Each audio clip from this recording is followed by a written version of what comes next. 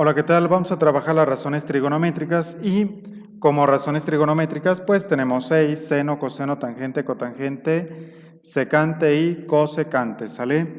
A partir de aquí pues todas las razones trigonométricas las vamos a trabajar con base en un triángulo rectángulo, ¿sale? Esa es la principal característica, que sea triángulo rectángulo, y la razón que vamos a trabajar depende de la información que nos dé nuestro triángulo, ¿sale? Por ejemplo, aquí tenemos un triángulo rectángulo donde el observador está de este lado. Si mi observador está aquí, lo que tengo al frente es cateto opuesto, a un lado cateto adyacente y el segmento mayor, hipotenusa. Siempre dentro del frente de la hipotenusa tenemos el ángulo recto, ¿sale?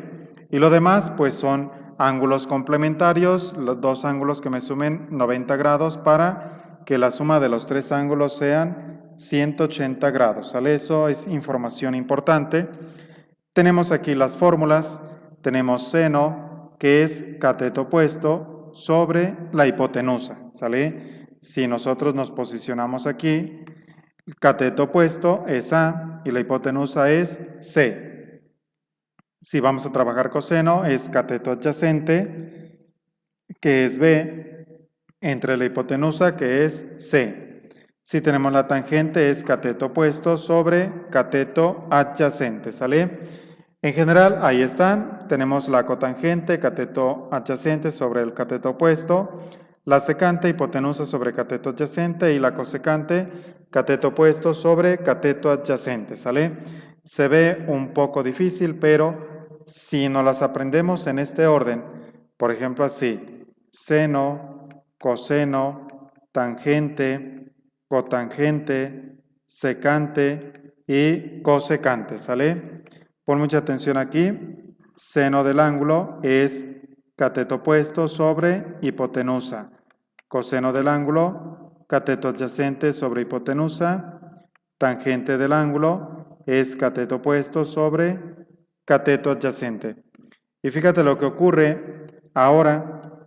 Es muy simple. La cotangente del ángulo es el inverso de la tangente, entonces cateto adyacente sobre cateto opuesto. Y la secante es el inverso. Este fue el inverso del tangente. La secante es el inverso del coseno, entonces es hipotenusa sobre cateto adyacente. Y la cosecante es el inverso del seno, o sea, hipotenusa sobre cateto opuesto. Y no todo eso es así de fácil, todavía está más sencillo. Si aprendiéndotelas en este orden, seno, coseno, tangente, cotangente, secante y cosecante, pues tenemos la coca. Observa aquí, coca, coca, y de abajo hacia arriba tenemos coca y coca, ¿sale? Entonces eso, si te lo aprendes de esta forma, pues es demasiado fácil. Y luego tenemos las principales, que es seno, coseno y tangente, para obtener ángulos. Las demás también sirven, pero en la calculadora científica solo tenemos seno, coseno y tangente. Si queremos nosotros trabajar las identidades, pues es cotangente. La cotangente como identidad es 1 sobre tangente. ¿Por qué? Porque la cotangente es el inverso de la tangente. Si también trabajamos como identidad la secante es 1 sobre coseno, ¿sale? Y si queremos seguir trabajando la identidad, la cosecante se convierte entonces en 1 sobre seno, ¿sale? Y ahí tenemos 3 razones trigonométricas, 3 identidades, ¿sale? Bastante simples, todas a partir de mi observación del triángulo, ¿sale? Entonces, nos vamos a partir de esto, siempre y cuando lo que vayamos a obtener sea un ángulo. Si es un ángulo, lo ubicamos aquí, ¿sale? Cuando vayamos a trabajar el ángulo, vamos a trabajar seno, coseno o tangente. Seno del ángulo, coseno del ángulo. Bueno, primero seno. Seno del ángulo sabemos que es cateto opuesto sobre hipotenusa.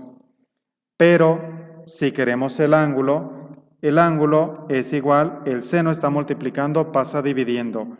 Entonces va a ser igual a seno a la menos 1 del cateto opuesto sobre la hipotenusa, ¿sale? Entonces, con esto de aquí, ya podemos decir entonces que cuando trabajamos seno a la menos 1, estamos obteniendo el ángulo, ¿sale? Esto es para el ángulo. Si queremos el lado, pues ahí ya no se despeja teta, que este símbolo es teta, ¿sale?